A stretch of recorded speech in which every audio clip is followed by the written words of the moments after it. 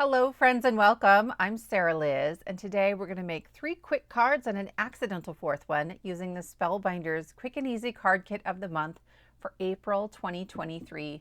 This first piece is a 4 1/4 by 5 1/2, and then I have a piece of pattern paper at 4 by 5 1/2.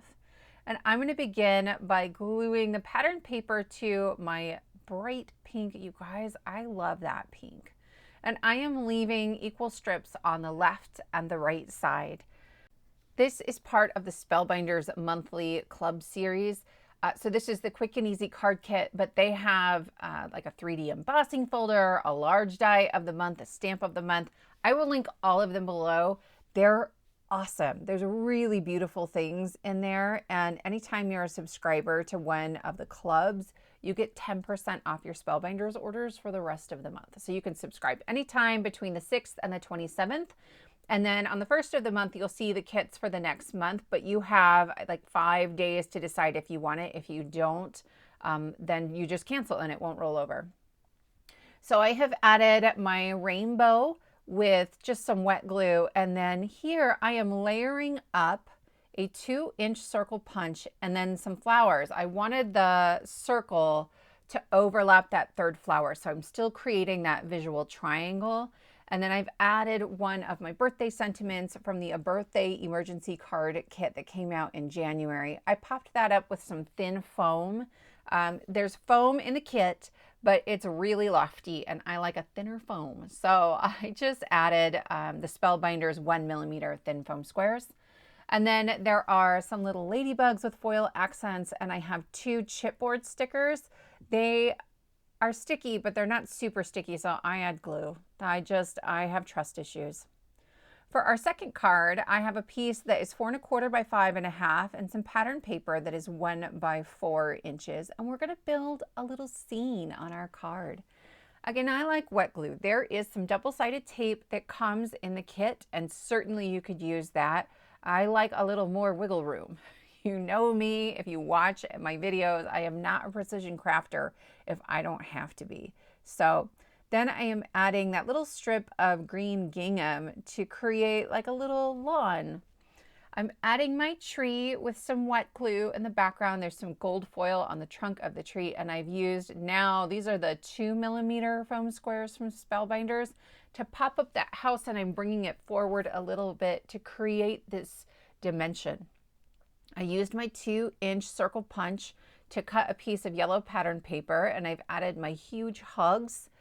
Right on top of that, I'm adding my sentiments with removable tape runner. I will link that below as well. I like to be prepared if I'm dashing out the door, and so I will put something generic like huge hugs on these.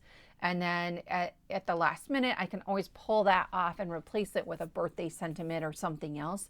But this way, if I'm running really late, I'm still okay. To finish this off, I've added a cloud with some foam. It does not get adhered over top of the huge hug so that I can still remove that. And then a little ladybug.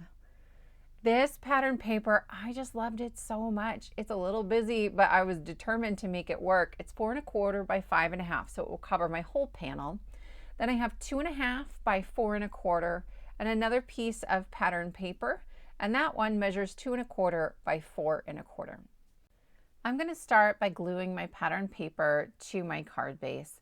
And I am just using Barely Art Glue. This is layering weight paper. It's not super thick.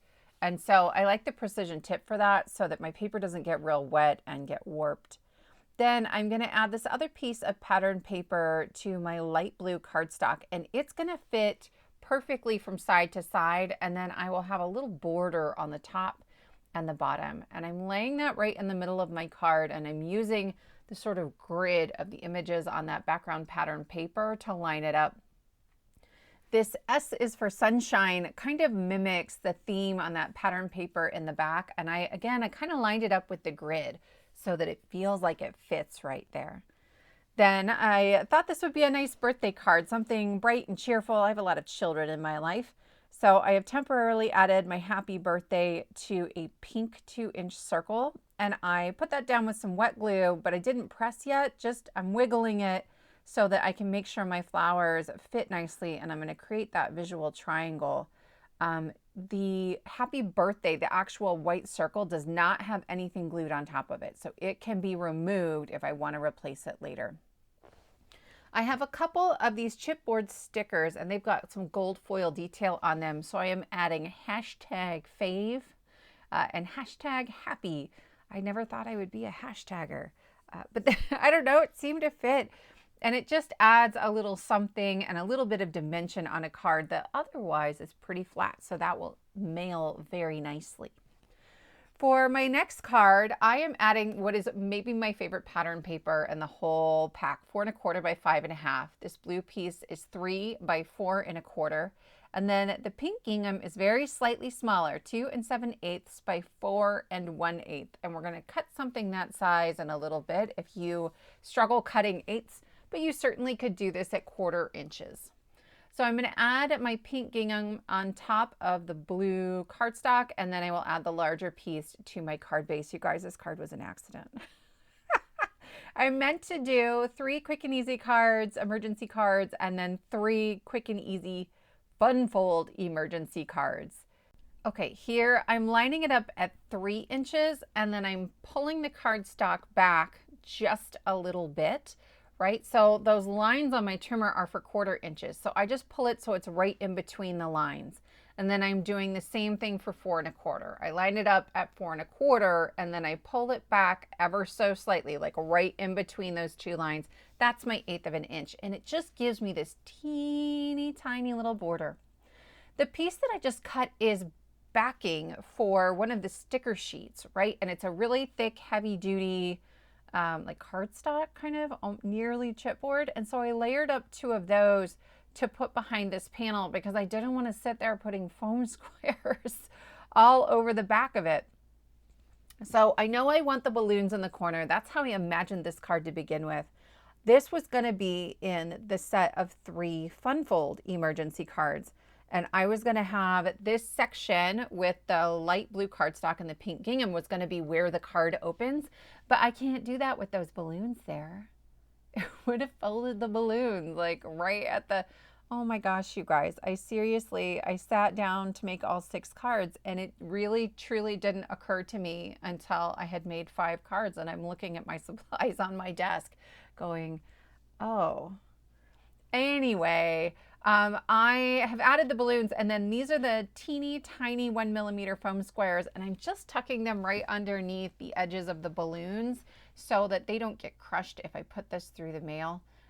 Those come in the same pack as the larger squares. You get a sheet of each, the big ones and the little ones. So the sentiment here says, rude that you're younger than me, but okay. And then I've got a little newspaper that says good news. Again, the sentiment is temporarily adhered, but probably I'll stick with that one.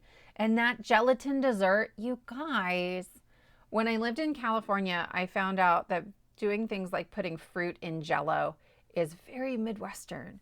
So I embrace anything that is like a Jell-O surprise. Here are the 4 cards that we made. I hope these layouts can translate for you in some interesting ways as you go to make your own cards. If you like this video, give it a thumbs up and consider subscribing. And I will see you next time.